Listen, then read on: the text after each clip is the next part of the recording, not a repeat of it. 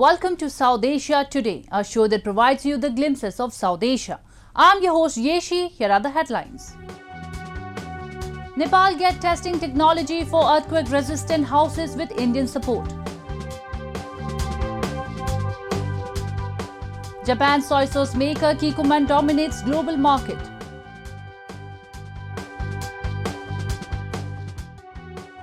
And 40th Indian International Trade Fair held in India's capital, New Delhi. Let's begin the show with war torn Afghanistan, where a rapidly deteriorating human rights situation has prompted the United Nations to appeal to the international community to aid and assist. Out of $41 billion, it urged for people suffering in poverty in conflict across different countries. A major portion, it said, was required in Afghanistan. Meanwhile, keeping a track of the Taliban development, the UN has denied its entry in the global group.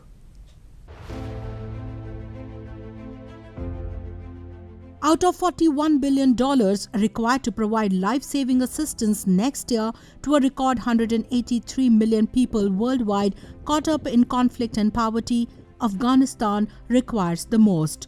The United Nations has observed in its latest assessment of the situation in the war-ravaged country. In Afghanistan, more than 24 million people require life-saving assistance to prevent catastrophe, a dramatic increase driven by political tumult, repeated economic shocks, and the severe food insecurity caused by the worst drought in 27 years. The UN says it has tripled its efforts in the country following the Taliban's capture of power and the subsequent downfall in the human rights situation in the country.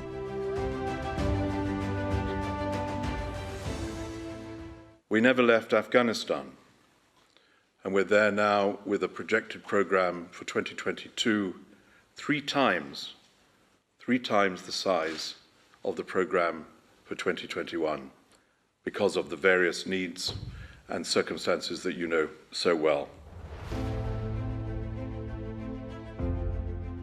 Meanwhile, the World Bank's board has backed transferring $280 million from a frozen trust fund to two aid agencies to help Afghanistan cope with the brewing humanitarian crisis. Now, it requires 31 donors to the World Bank-administered Afghanistan Reconstruction Trust Fund to approve the transfer before the funds could flow to the World Food Programme and UNICEF. And while it could come as a breather to an increasingly desperate Afghan dispensation, one UN committee has given a major blow to the Taliban after it deferred its decision on giving recognition to Taliban in the global body. The 9-member UN Credentials Committee, which includes Russia, China and the United States, met at UN headquarters to consider the credentials of all 193 members for the current session of the UN General Assembly. Hence, Suhail Shaheen, who has been the global face for the Taliban, might not be able to represent the Taliban in the UN. While some say the decision has been influenced by Washington, the Taliban has urged the US to stick to Doha dialogue and urged it to release funds for a proper functioning of the country. They discussed all those matters which are of interest to both sides, including the removal of members of the Islamic Emirate of Afghanistan from the blacklist and also from the prize list. We discussed that the implementation of the Doha Agreement is a solution for all issues that we are facing, because in that agreement, if it is implemented, normalization of our relations, removal of the blacklist, reconstruction of Afghanistan, investment of American side in the mineral resources of Afghanistan, and in other fields can be achieved.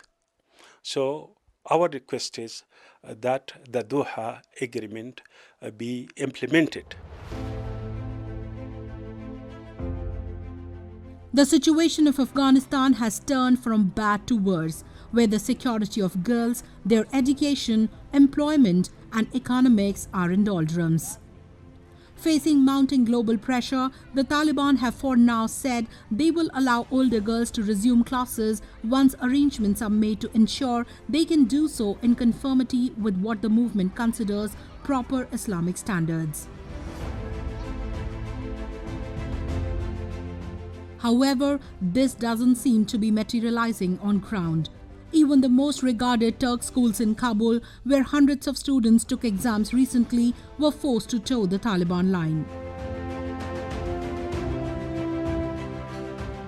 They have had to make changes to their curriculum, shutting music, theatre and dance departments.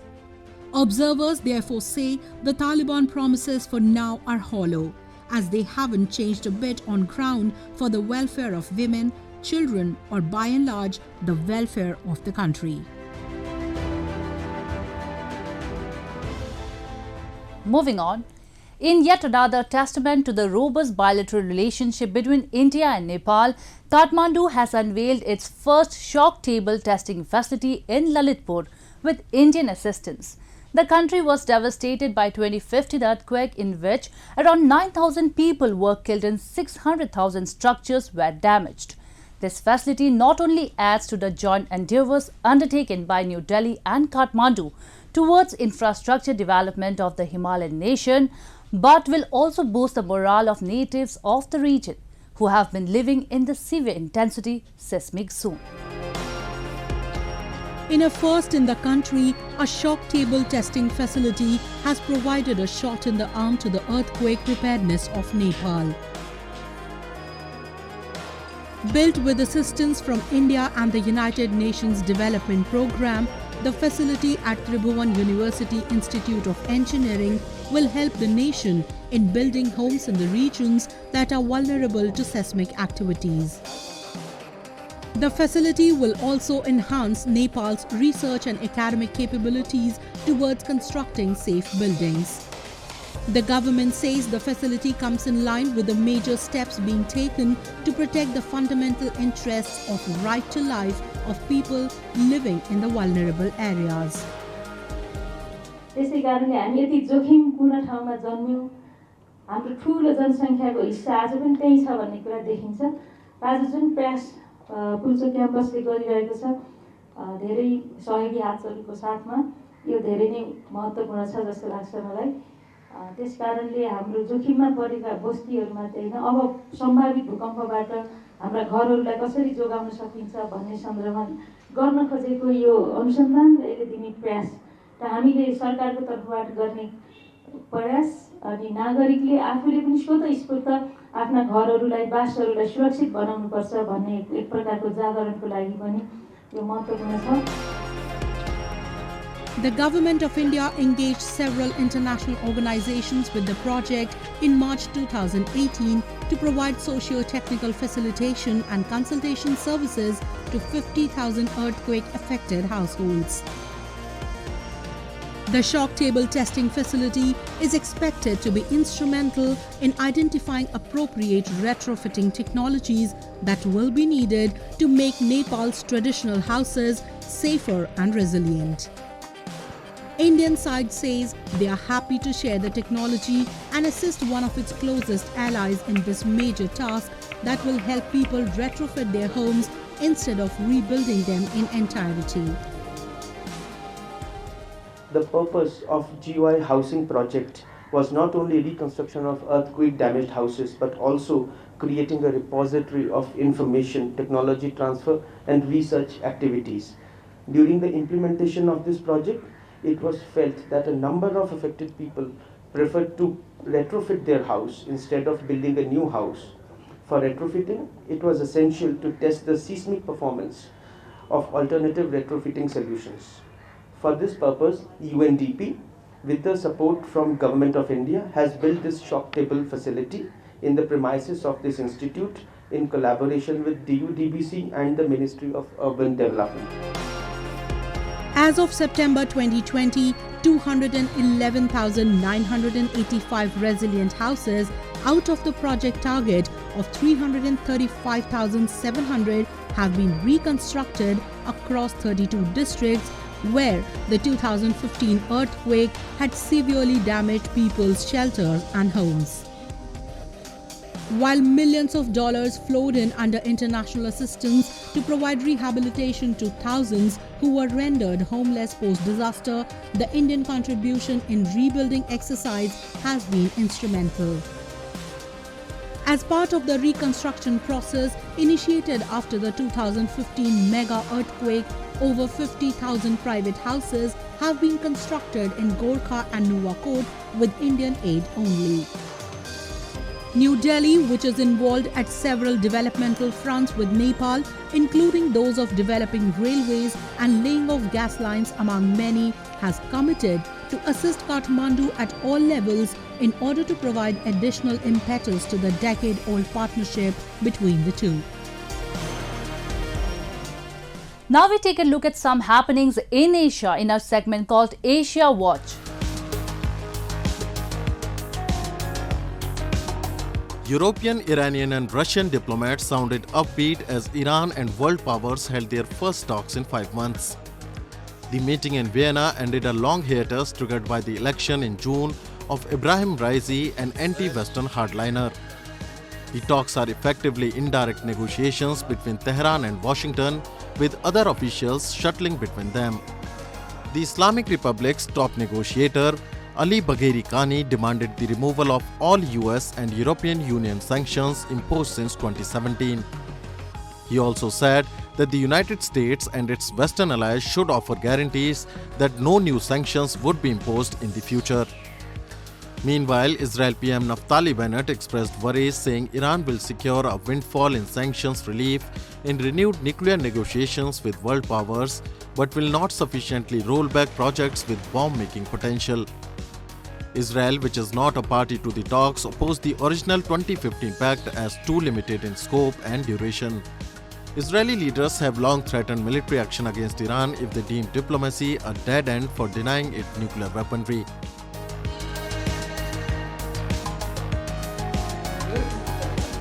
India's traditional martial art forms Kayali Payattu is opening new doors of spiritual attainment for the seekers as they rediscover their passion for the ancient practice after a COVID-19 induced halt.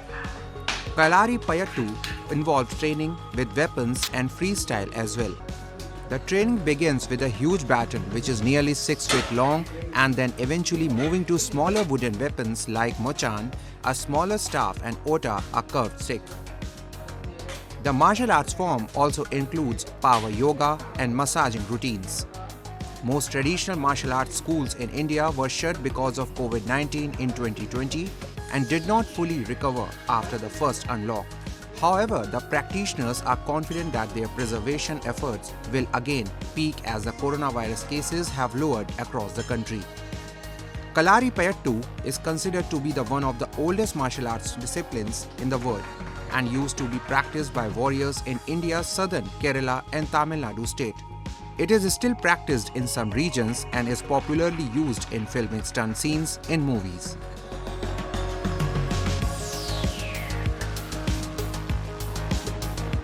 Japan and the United States could not stand by if China attacked Taiwan, and Beijing needs to understand this, former Japanese Prime Minister Shinzo Abe said in a virtual forum organized by Taiwanese think tank, the Institute for National Policy Research. Abe said the Senkaku Islands, which China calls Diu Islands, Sakishima Islands and Yonaguni Islands, are a mere 100 km or so away from Taiwan. An armed invasion of Taiwan would be a grave danger to Japan. Tensions over Chinese claimed Taiwan have risen as President Xi Jinping seeks to assert his country's sovereignty claims against the democratically ruled island. Taiwan's government says it wants peace but will defend itself if needed. Moving on, Japan is a country with enriching nature, quite known for its mountains, lakes, technologies and cuisines. Recently, Japanese soy sauce maker Kikkoman dominated global market. Also, Idemitsu Kosan has set up operation for geothermal electric power plant. Have a look. Soy sauce is a universal seasoning loved by one and all. Kikkoman, a leading soy sauce company based in Japan, is dominating the global market. It functions quite similarly to Japanese traditional food culture and ensures the natural brewing of soy sauce. Kikkoman sells Japan's unique soy sauce as an all-purpose seasoning. In 1957, Kikkoman entered the US market. Currently, it is operating in more than 100 locations around the world. We start selling our soy sauce not as a condiment for Japanese food, but we try to sell a product as all-purpose seasoning. And we acquire a marketing catchphrase, delicious on meat. And actually it's good on meat. We marinate the piece of meat with Kikkoman soy sauce and grill right in front of the people and let them eat. We call it in-store demonstration. We did it in many supermarket stores, and that was successful. Kikkoman advertised soy sauce is all-purpose seasoning in a TV commercial aimed at attracting viewers and emphasized the strategy of promoting soy sauce in local areas for consumers to actually know the taste of soy sauce. We hand out the recipe book so that they could try many different kind of dishes with soy sauce and use up whole bottle. Then they can repurchase the soy sauce. So we have been doing the same kind of activities not only in the United States, but also Europe, Asia, and now even in African countries. Soy sauce is developed with a very complex taste, flavor, and aroma. And that complexity is the key that Kikkoman soy sauce could apply to many different dishes or different cuisine. We didn't try to promote our product as Japanese condiment. We tried to let Kikkoman soy sauce be all-purpose seasoning, which means good with everything. Through introducing many recipes to apply Kikkoman soy sauce to the local cuisine, we try to be a part of the local food culture in each country. And that kind of activity, coupled with the quality of Kikkoman soy sauce itself, help develop the current situation. The company's motive is to make good quality soy sauce, which is consumed by many people all across the world. Made by natural methods, Kikkoman soy sauce is quality product used in a variety of dishes. The geothermal electric power plant at Oyasu region in Akita Prefecture has been set up for operation by Idemitsu Kosan, a company known for specializing in gas station operation. Geothermal energy is attracting attention across the world. 出光興産が地熱に取り組んだのは、1970年代に遡りまして、ご案内のように石油の、危機が70年にございましたけれども、その後ですね、出光は当然エネルギー会社でございますので、エネルギーの安定供給ということで、会社としては石油中心だったんですけども、70年代から石炭、それからウラン、そして地熱開発に取り組んだというのが経緯でございます。地熱発電というのは、地球がボイラーと考えていただければ良いかと思います。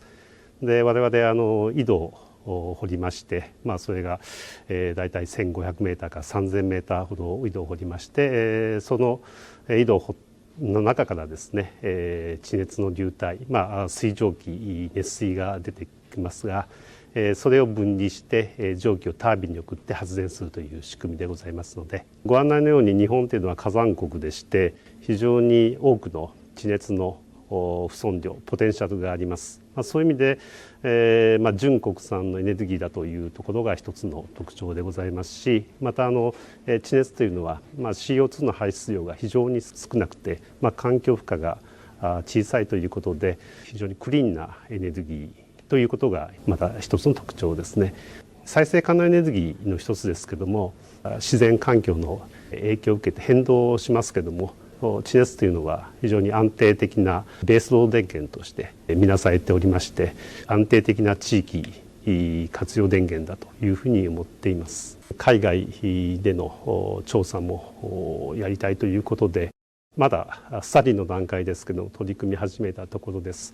ポテンシャルの高いアメリカであったりインドネシア、フィリピンというところをですね、一つのターゲットとして考えておりますけども、各国それぞれ環境政策とか政治的なものがございますので、そういういろいろな要因を考慮した上で、次のステップに行ければいいなというふうに考えています。Idemitsu operates gas stations and also develops geothermal energy in Japan. Searching for geothermal energy stored in deep underground consumes a lot of time and money, but Idemitsu-san continuously tries to develop clean energy. Moving on, spectacular fairs and festivals provide additional component to the civilizational heritage of India. And one festival tries to encapsulate all cultures around the country is the vibrant India International Trade Fair. The trade fair, which is renowned for being the world's largest fair, was recently held in capital New Delhi after the COVID-19 induced one-year gap. National and international exhibitors participated in this mega fair, making a unique display altogether. Have a look. Ritzy pavilions, enthusiastic visitors and unique items from across the world. This is the India International Trade Fair. It is the largest unified trade fair with business-to-business and business-to-consumer components. Every year, it is organized by India Trade Promotion Organization, a nodal agency of the Indian government for promoting country's exports. Held after a year's gap due to COVID-19 pandemic, this year too, the initial 4 days of the 14-day event were opened only for business visitors, and after the general public were also allowed to visit. Thousands of traders participated in the event. The fair brings the finest crafts and authentic delicacies from different parts of the world in one complex. Visitors can also get a glimpse of the rich culture of various Indian states at their respective pavilions. Trade fair का इस बार हम लोगों ने सुना था कि 2 साल corona की वजह से आ नहीं पाए थे, तो इस बार काफ़ी एक्साइटमेंट थी आने के लिए। तो देखा कि क्लीन है, पहले से बहुत काफ़ी अच्छी मैनेजमेंट है, बेटर है। The theme this year was Atmanirbhar Bharat or Self-Reliant India, where all states, government organizations and other stakeholders put their best foot forward. Artisans from different corners of India put their stalls here, enabling visitors to buy exquisite pieces of handicraft and handloom products like carpets, bamboo items, jewelries and lamps. The fair also provides small artisans a platform to reach out to a larger number of consumers. Like every year, the International Pavilion at the trade fair also witnessed a huge footfall this time. See, this time it's I could see a lot of improvement because the entire infrastructure is really good. But yes, since it's COVID period is on, so we weren't expecting much of the international participants. But it's okay. At least India, they're promoting the Indian culture. That is the best part. Like we see a lot number of Indian stalls here. People from Rajasthan, Uttar Pradesh, everybody is here. So definitely India is doing good. Hunar Haat, organized by the Ministry of Foreign Affairs, acted as a major crowd puller. IITF is one of the biggest fair and a major tourist attraction. Ranging from the felt items of Bangladesh to the traditional carpets and dry fruits of Afghanistan, the pavilion had much more that attracted one and all. Some of the exhibitors have been coming to India for over a decade now, and they firmly believe that the trade fair has opened the gates for them to a larger market. It's time for me to wrap up today's episode. We will be back next week at the same time. This is Yeshi signing off on behalf of the entire production team of South Asia Today. Goodbye and take care.